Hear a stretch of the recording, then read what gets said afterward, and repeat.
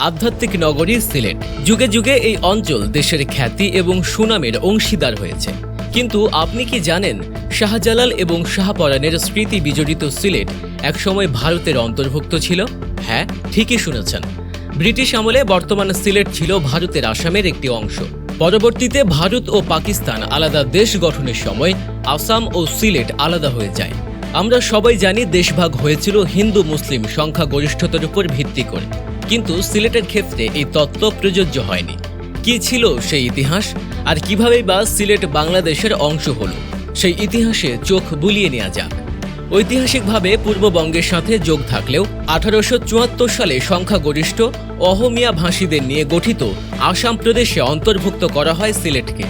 এরপর ব্রিটিশ ভারতের উত্তর পূর্বাঞ্চলের এই প্রদেশে অহমিয়া, বড়ো আদিবাসী ছাড়াও বাঙালি, নাগা, মণিপুরী সহ বিভিন্ন সংখ্যালঘু জনগোষ্ঠীর সম্মিলন ঘটে।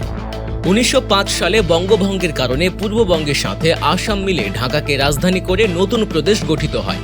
কিন্তু 6 বছরের মাথায় বঙ্গভঙ্গ রদ হলে পূর্ববঙ্গের সাথে আবার বিচ্ছেদ ঘটে সিলেটের। ফলে আবারও স্বতন্ত্র আসামের প্রাদেশিকতায় বিলীন হয় সিলেট। তারপর 1947 সালের 3 জুন ভারতবর্ষের শেষ ভাইসরয় লর্ড মাউন্টব্যাটেন কংগ্রেস, মুসলিম লীগ ও শিখ নেতাদের সাথে আলাপ শেষে ধর্মীয় বিভাজনের ভিত্তিতে ভারত ভাগ ও স্বাধীনতা প্রদানের রূপরেখা প্রণয়ন করেন, যে কারণে বাংলাকে ভারত ও পাকিস্তানের মাঝে ভাগ করে দেওয়ার সিদ্ধান্ত হয়। 3 জুনের সেই রূপরেখা অনুযায়ী পাঞ্জাব ও বাংলার মুসলিম সংখ্যাগরিষ্ঠ অংশ যাবে পাকিস্তানে, বাকিটা ভারতে। অন্যদিকে আসামের পুরোটা যাবে ভারতে।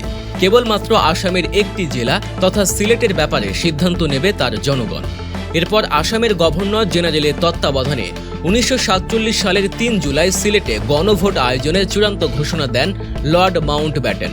ভোটের ফলাফলের ভিত্তিতে সিলেট কোন অঞ্চলে থাকবে সেই সিদ্ধান্ত নেওয়া হয় এবং কিছু শর্ত জুড়ে দেওয়া হয়। 3 জুলাইয়ের ঘোষণার পর দ্রুত সিদ্ধান্তে 6 ও 7 জুলাই ভোট গ্রহণের দিন ধার্য করা হয়। এরপর গণভোট পরিচালনার জন্য এইচ.সি. স্টককে কমিশনার নিযুক্ত করা হয়। 239টি কেন্দ্রের জন্য নিযুক্ত করা হয় 478 জন প্রিজাইডিং অফিসার ও 1434 জন পোলিং অফিসার। পূর্ববঙ্গ তথা পাকিস্তান ভুক্তির জন্য ভোট বাক্সের মার্কা নির্ধারিত হয় কুড়াল। অন্যদিকে আসামে থেকে যাওয়ার জন্য নির্ধারিত হয় কুঁড়েঘর। তখন সমগ্র সিলেটে মোট ভোটার ছিল 5,46,815 জন। এরপর সিলেট জেলার উত্তর, করিমগঞ্জ, হবিগঞ্জ, সুনামগঞ্জ ও মৌলভীবাজার মহকুমায় প্রায় 77% ভোটারের উপস্থিতিতে শান্তিপূর্ণ পরিবেশে ভোট গ্রহণ সম্পন্ন হয়। পাকিস্তানের পক্ষে কুড়াল মার্কায় আসে 2,39,619 ভোট, আর আসাম বা ভারতে থাকার পক্ষে কুঁড়েঘরে আসে 1,84,041 ভোট। অর্থাৎ 57% ভোট নিয়ে পাকিস্তানে যোগ দেওয়াই পায় সংখ্যাগরিষ্ঠতা।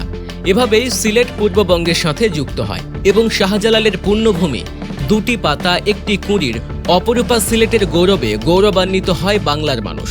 পূর্ববঙ্গে যোগদানের পর থেকে সিলেট ছিল চট্টগ্রাম বিভাগের অধীনে। 1971-এ সিলেটের অঞ্চলগুলো 3, 4 ও 5 নম্বর সেক্টরে বিভক্ত হয়ে মুক্তিযুদ্ধে অংশগ্রহণ করেছিল। এরপর 1995 সালের 1 আগস্ট সিলেট, মৌলভীবাজার, হবিগঞ্জ এবং সুনামগঞ্জ নিয়ে গঠিত হয় সিলেট বিভাগ।